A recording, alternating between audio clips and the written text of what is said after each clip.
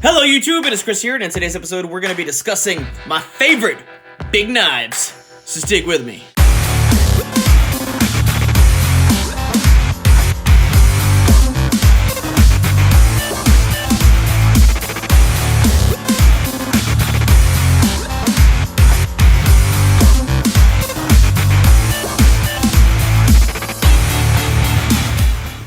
Welcome back everybody, and thank you for sticking with me. Like I said, today I'm going to be discussing my favorite big knives. Now, for anybody who's been following me on social media for any length of time, you know I like big knives. It doesn't matter if they're big folders, big fixed blades, I just like big knives. So I figured I would put this video together and show you all my absolute favorite big knives. And that definition comes from any blade over 8 inches. But before we get started, we finally got our Micro Plus Survival Kits teaming up with Exotac, a government contractor, and Go Prepared Survival. And we painstakingly went over every single detail of this kit, making sure you have all the survival essentials you need in an emergency to make sure you can brave the outdoors and come back alive. And if you want to know more about this kit, definitely go down to the video description below where you can pick yours up today. Well, to keep this simple, we're just going to go from right to left and kind of have a little bit of fun. So my first favorite knife is actually what I consider my ugliest. This is the Matt Graham Primitive Bush Tool. I actually love this knife. We got this in Mission 33 of Battle Box. You guys recently saw this.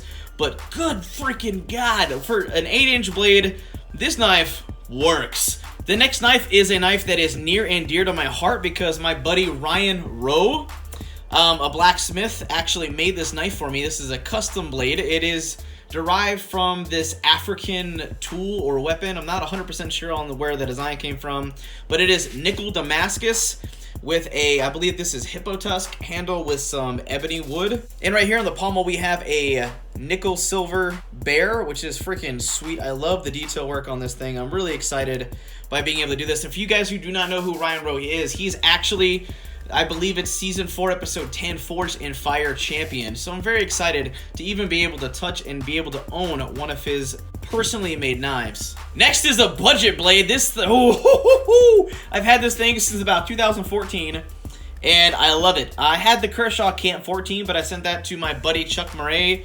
from over at Zombie Go Boom. They're really good friends of mine, and they tested the bigger version of this. But for a 10-inch bladed budget camp chopper, you really can't beat it for the money. There are better knives out here, and there's better ones here, but for like 30 bucks, you just can't beat this thing. The next blade has got to be the biggest one in my collection. This is actually, believe it or not, this is the K-Bar Swabby, but this was completely pimped out and customized by my good friend John over at Beer, Bourbon, and Bushcraft. I'll definitely link his channel down in the video description. But there was just a few things I didn't like visually about the K-Bar Swabby. It's a budget knife. Originally, when it came out in 2014, it was about 155 bucks, but I was able to pick this on Amazon for 60 bucks. And it has a really nice scimitar blade, but I dig Lord of the Rings. This is my nerdgasm right here for you guys. And this kind of blade shape reminded me of Aragorn's hunting knife he used when he was hunting orcs in the first movie. So this gave me that kind of profile. But as gimmicky as some people think this knife is, this thing is one of the meanest choppers in my entire collection. This thing, when it hits wood, it bites in hard. The next one is the BK29, the Moses, by, well, K-Bar. This to me is the Becker BK9 I've always wanted. I like the BK9, but it wasn't as big and ferocious as I wanted it to be. I do like the Becker BK9, no hate, but I didn't like the coating. This coating is actually really durable, really tough, and we haven't had any issues with it. The steel, the Crovan steel that they put on these knives are freaking amazing. I went ahead and put some custom micarta scales on it because I like the grippiness much, much better. It sinks into your hand a lot more securely. But for a chopper, overall Bowie, a hunting knife, I mean, whatever you end up needing this for, this thing is awesome. And the biggest part about it that I like so much is the fact that it is a 1/4 inch. Now we move on to one of my favorite custom knives and knife makers on the planet. It's my buddy Pat Biggin. He is in Michigan. Dude is amazing. He is also a school teacher full time, but he hand forged this blade especially for me. And this is so awesome. This is a harpoon style, slight recurve drop point, kind of a hunting knife.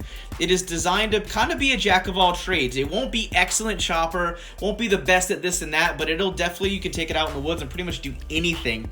The steel on this is 80 CRV2. It is a brute to forge with some really nice wooden handle scales and some brass pins. It's really, really light in hand, but this thing does work.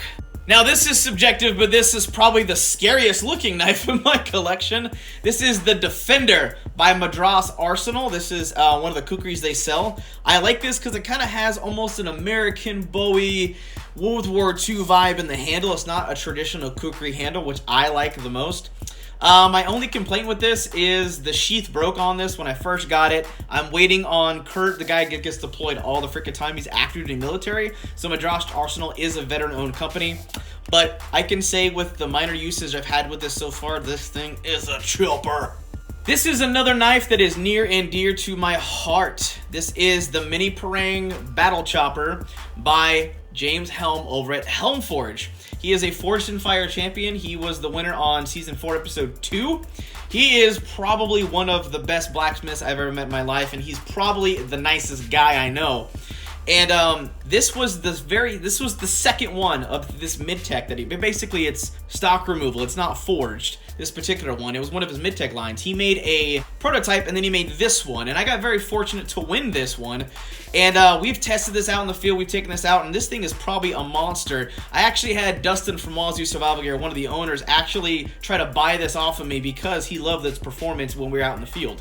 This is a knife I have to make a public apology for because this is the SE Hungalis. I actually had very little respect for this knife, and it was the fault of its cousin with Ontario RTAC 2. I had that knife, I didn't like it very much. It was a big knife and it worked, but it just, I don't know. It didn't really get my rocks off. This knife, I like a lot better. I like the handle scales on it a little bit better. Yes, that is blood. We have bled with this knife, my wife and I. It's not some weird ritual thing. A bunch of knives in the field for over 2 or 3 days. We developed some blisters and, you know, it happens. But we've been chopping some trees down thing. This thing can hack through some freaking saplings and small trees like no one's business. Now, a bunch of you who watch my Walmart videos, you've seen this knife a bunch of times show up on the shelf. And I keep telling you I don't like it. And this is why. I had to slip this one in. This is the Carnivore X. I don't like this knife. I went ahead and put it in there to let everybody know why. I have used this blade. If you can see the nicks in the blade, it's kind of hard to see. But I took this out and used it, and I didn't like it. It made me very nervous because of the fact there was a lot of shock in the handle. It is a little gimmicky. It has the potential, like, if a custom knife maker got a hold of a similar design and made something like it, it would be a beast.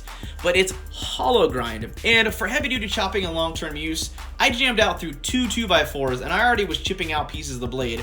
And that kind of made me nervous, which is why, outside of this video, you'll never see it on my channel ever again. This right here is the Tarava Skarama, baby. And I like this knife a lot. Some people don't like it, some people love it. I'm one of the people that can swear by it. This thing hits like a ferocious beasting monster. This thing whips through wood like no one's business in freaking no time flat. I actually got this from a viewer, one of my channel viewers. He bought this for me because he knew I liked the Tarava, the company that does all the Jaeger Pukos and all that crap. But I like big knives, so he actually bought this for me, which is incredible. I got this back in June, but I never got to use it because I sent this knife over to Country Prepper, and he was supposed to make a Kydex sheath for me. However, he got sick and fell with some illnesses, so he had some health issues. So after a few months, he sent this back, but I now have this back in the hand, still no sheath. But at the same time, not a knock on him, don't take that negatively. But this knife can chop. And if anybody knows any good Kydex makers who want to work with our channel and collab to come up with a cool Kydex rig for this, definitely let me know because I'd be interested to work with them and partner up for this knife. This is the Chopper by K-Bar in Jaros Knives. I had very little respect for this knife, actually. I liked the way it felt in the hand. I actually liked the knife overall. I sharpened it myself, but I didn't have a lot of respect for it. I didn't even think it was going to be as good as the Becker BK9. And I'm sorry to the maker, Mr. Jaros. I apologize greatly for kind of reading the book by its cover. We took this thing out.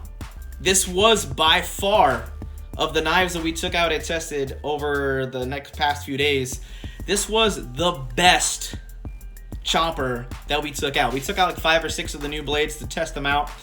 And this thing beasted. It beat out the Hungalis. It had about tied with the Skarama. It did better than the Moses. I mean, this thing right here it's a chopper. It's freaking nuts. It will beast through some wood like no one's business. This is the BK5. This is like their Tonto. It's kind of like a Japanese Tonto variant. Obviously, it's made in America by American designers. So it's not going to be traditional in any way, shape, or form. But for me, this is kind of like my big fighting knife. It's an 8-inch blade. It will, I mean, this is a pig sticker. This is what you stab things with.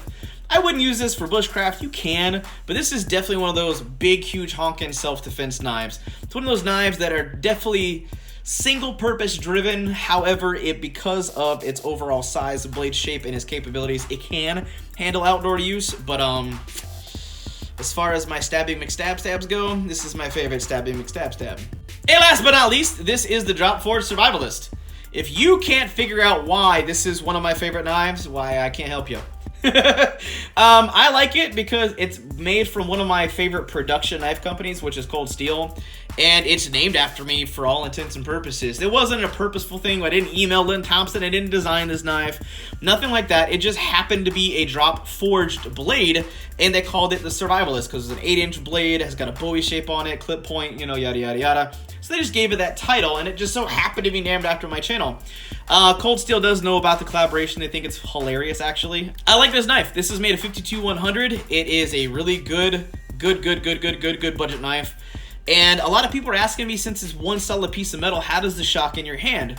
Well, it's not as comfortable as it could be. It's not obviously not going to be as comfortable as my Carta wood or any rubber, but if you popped like some Ranger bands with some paracord on here, you'd have it perfect. But with my using, I didn't have any problems with it. But all in all, these are my favorite huge knives that I currently own. Are there others I want? Are there things I can't afford that I would want? Yes! I have some awesome ones on my dream sheet. Like I have the Bravo 3 by Bark River Knives. It's one of the really big knives out there. There's some big ones like the Grizzly from Dark Timber Customs. There's a bunch of stuff like that that I do want. I just can't afford them, or I haven't had a chance to get them. But these are some of my favorites. They serve me really well, except for that one. I don't like that one. That one sucks. That is about it for now. And if you enjoyed the overview and the discussion and some of the test footage from my favorite big old blades, definitely throw this video a big thumbs up and share this out with your friends and family in your social media networks so we can keep growing, thriving, and making awesome videos for you guys. But that's just about it for now. Hope you guys have an absolute wonderful day. I'm out.